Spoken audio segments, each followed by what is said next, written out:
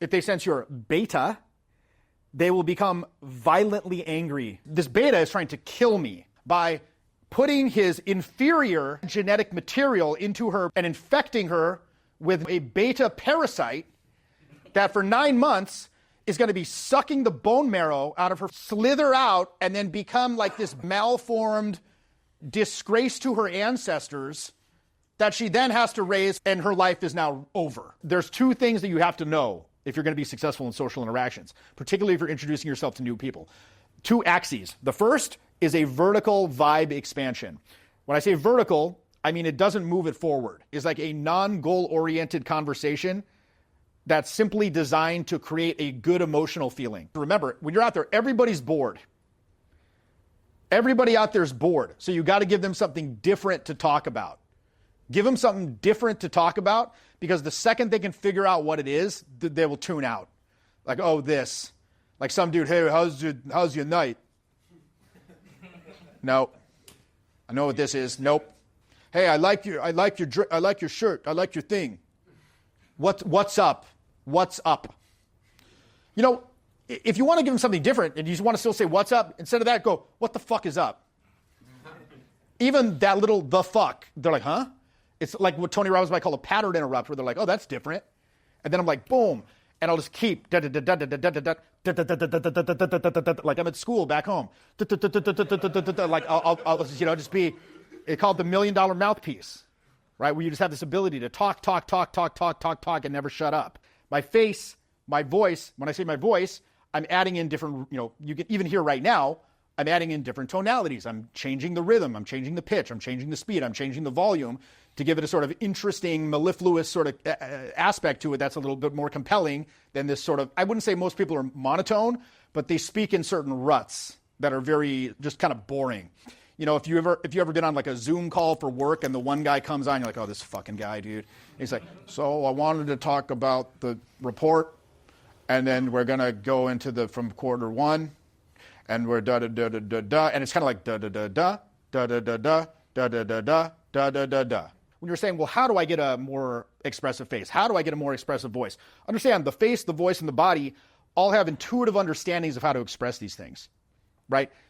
The thing is, though, you've got to give up, and this is where it's hard for people, you have to give up predictive control to gain in-process control. The control happens in process. Again, most words you say aren't planned before you say them. Again, even like it planned before you say them. I just felt right to do that. But the problem is, most people are control addicts, and they're logic addicts, which is a good thing, because in 95% of the conversations you have in your everyday life, logic is going to serve you. Logic will help you. Because most of the conversations you have are what? It's like an information exchange. If you go up and you try to apply that same type of communication in, like, say, a nightlife environment with somebody you're trying to meet, they'll very quickly tune that out. So when you go out there, you got to sort of let this intuitive aspect, this intuitive reasoning take over, if you will, where the mind's got to get the fuck out of the way.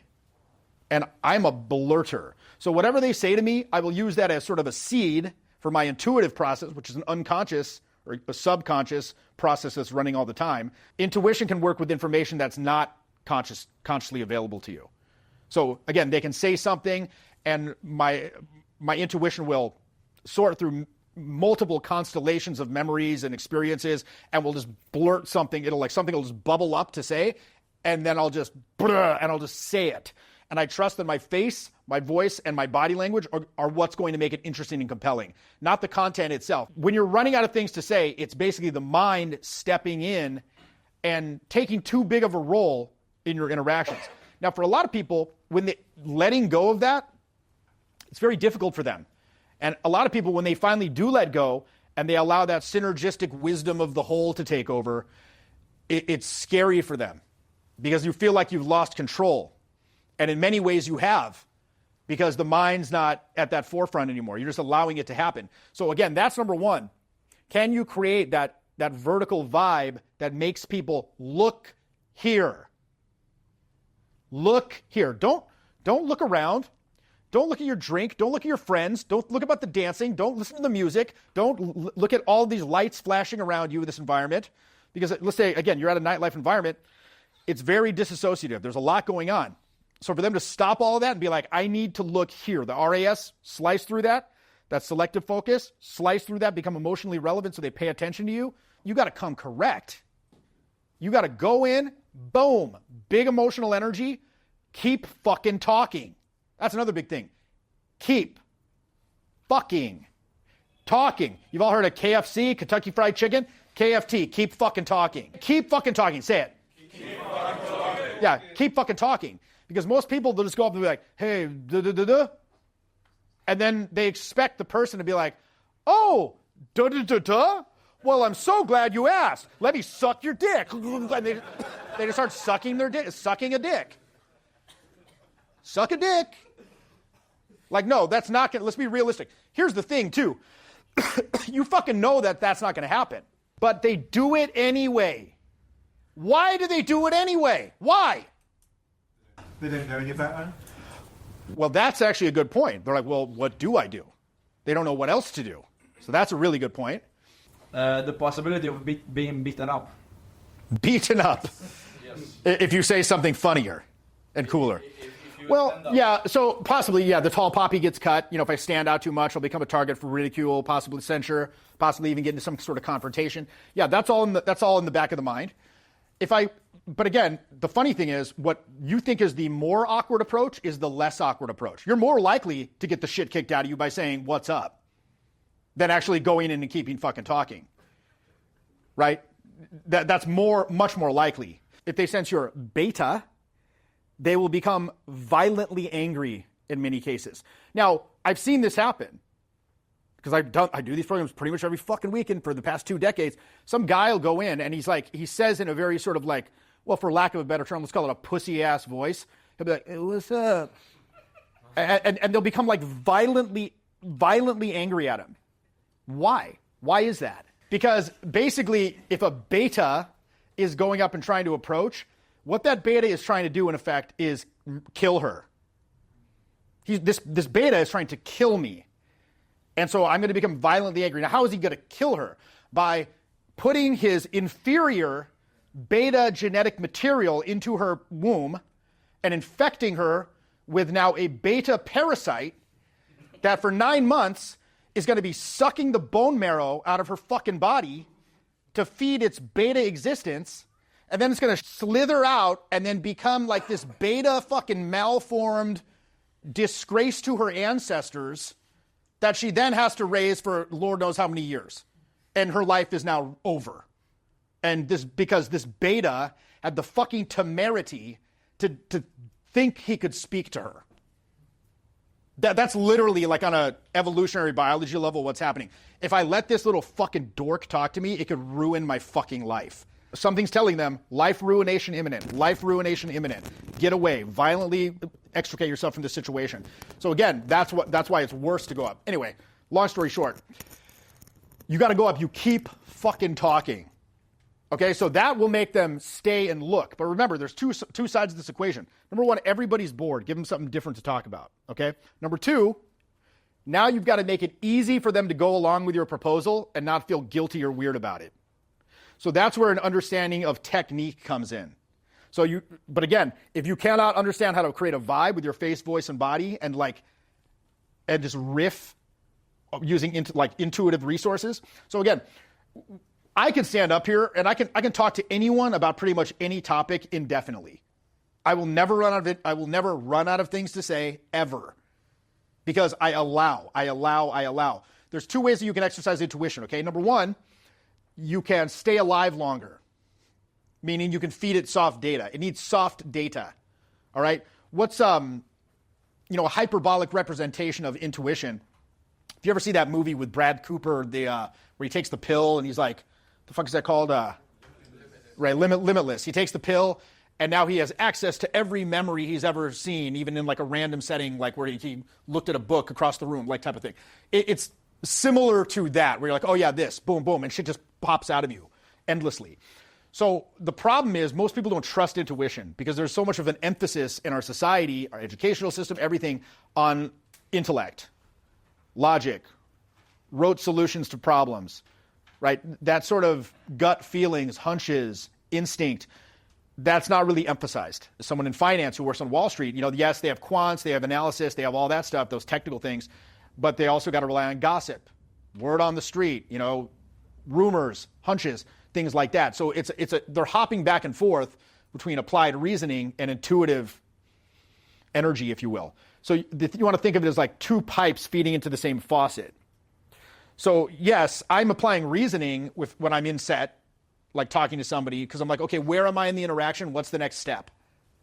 What are they giving me emotionally right now? How do I need to modulate my tonality to sort of harmonize with that? Are there any logistical obstacles? Can I navigate? Can I get around those logistical obstacles creatively? Maybe I should I should call it a day and look for greener pastures. So that's what my intellect's doing in an interaction. But most of it is just like allow. So you can exercise, you can feed it more soft data by staying alive longer, having more experiences, being intellectually curious, reading a lot, traveling, things like that. You'll gain information with which the intuition can work. But then you've also got to exercise the allowing function. And that's where you can exercise more right now. I'm pretty much just putting my personality in that middle space in between myself and the other person and inviting them to meet me in the middle and collaborate in creating something new. So I'm looking for the one person in that place who thinks I'm fucking God, who is like, who the fuck is this guy? Holy shit. I haven't met anyone like this in like 6 months, maybe ever. That's why me and my wing will get like, when we go out, my friend and I will hear that very frequently. Who the fuck are you guys? They're like, who the fuck are you guys? Because nobody speaks like that. Nobody says the things that we say, because why? Most people are walking a tightrope of what they believe will be acceptable. Like they're trying to pander to what they think other people will like. Remember, everybody's bored. Give them something different. That's different. That's very different. Give them something different and then make it easy for them to go with you and not feel guilty about it, to go along with your proposal. So that means understanding how to move past the waypoints of these conversations. Because look, if you want to go up and you want to talk to your neighbor when you're bringing in the trash cans, that doesn't require special skill. That doesn't you want to talk to the cashier at Tesco, that doesn't require special skill. But if you want to sell and close sales, if you want to get romantic with somebody you just met, those are not things that normal people do on a regular basis. Those types of things require technique, they require skill, they require practice, they require precision, they require control. If you want to get good at this stuff, there is no substitute for actual repetition of social interactions. This is one of the main values of coming on a program, particularly if you've been going out and having like minimal success practicing by yourself, because we will put your ass through the fucking ringer. You are going to have meaningful work put in for a number of reasons. But so point being, like many people, they'll go up and they intellectually know. It's one thing to intellectually know. It's quite another to go up and say, what's up? And see the complete fucking disdain. I wouldn't even call it disdain. I'd call it complete lack of interest. Like where you say the what's up and there's like, they look at you like you're a piece of fucking furniture. Or like a dog. Like a furniture dog, which I just read the entire Frank Herbert Dune books, and there's something called chair dogs in book 5, which is very strange. Anyone a fan of Dune, the film with Timothée Chalamet? Shit gets real fucking weird in the last couple of books. His son becomes a giant worm man with no dick. This is a major plot point of the book. It's repeated several times. He has no dick. There's even lengthy scenes where it's like, I see his eyes glance down the length of my worm body looking for a dick. There is none. He talks to an advisor. Perhaps I should get a fake, grotesque dick. Very weird. Check it out if you're interested. You're like, just writing it down. You're like, yeah. God, Emperor of Dune. There's a difference between knowledge and knowing. It's one thing to logically know that's not going to work. It's another thing to see your ass handed to you on a fucking platter multiple times doing it. Many times that's the impetus to be like, oh shit, okay, this really doesn't fucking work. Let's do something else. Coming into the program, there were like 3 areas I was trying to focus on. There was leading in relationships, being able to handle conflict, and being able to show intent. Taking the time and going through the program, the exercises, it's like, even at the most basic level, I'm not actually doing what I think I'm doing. And then coming up with a clear plan to exercise it has been really helpful.